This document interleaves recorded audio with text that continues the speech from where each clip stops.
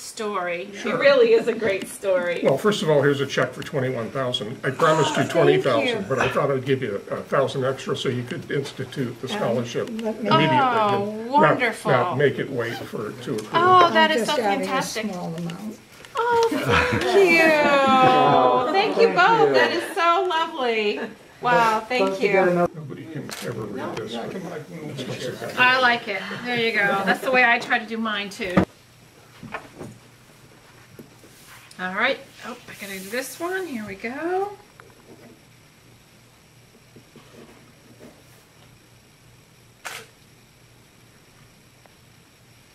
we go. How's that? Look at those. Knows the story of you. Oh, isn't that nice? And they know about mentoring and helping people and trying to change lives. Well, that's good. I'm taking a chance on an investment, right? That's how it works. Well, I left BCC, not because I wanted to, but I got a sabbatical. And there were so many students here who couldn't read. I had heard about a program at Mass General Hospital for students who had dyslexia. One of my students said, when I was trying to tutor him, would it help if I told you I had dyslexia? And I said, oh yeah, that's when you read backwards. And happened to speak to somebody I met who said she works with dyslexics. She sent me up to Mass General. I spent the year learning the techniques at Mass General, and then they offered me a job. Story, because it's a wonderful story. Well, I came here as right from Vietnam. I had a perfect 1.0 grade point average in high school. I should have brought my transcript, actually, so I could prove that. And I came to Bristol, and because it was a state school, I got free tuition, and the state paid for the tuition at that time. And I took a course from this wonderful person. It was a magnificent course. I learned a lot in it. It was really special. And she thought I was smart or something, I think.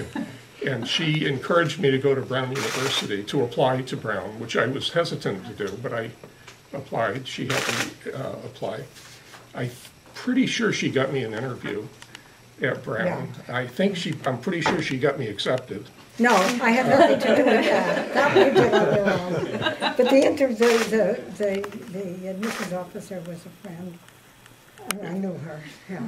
Yeah.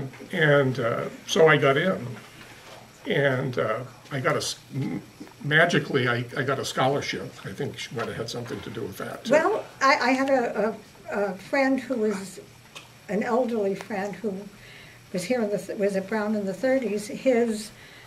One of his students was named Larry Spitz, and he became a steel worker, and he endowed a scholarship at Brown for any children of steelworkers, full scholarship, everything paid. Wow.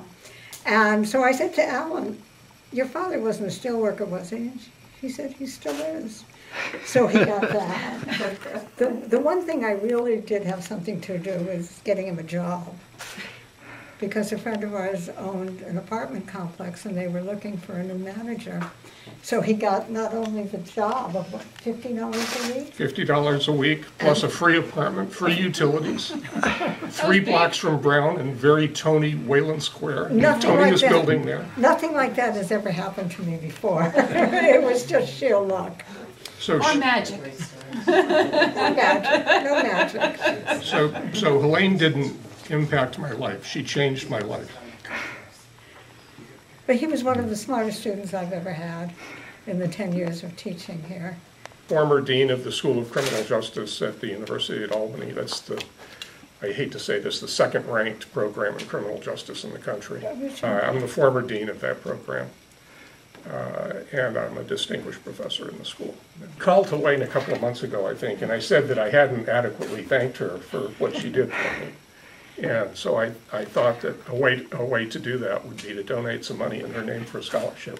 So I talked to President Douglas about it, and we had a nice conversation and decided to do this. One of the reasons for calling Michael was that if this encourages other students, former students, to donate money to BCC, that would be terrific.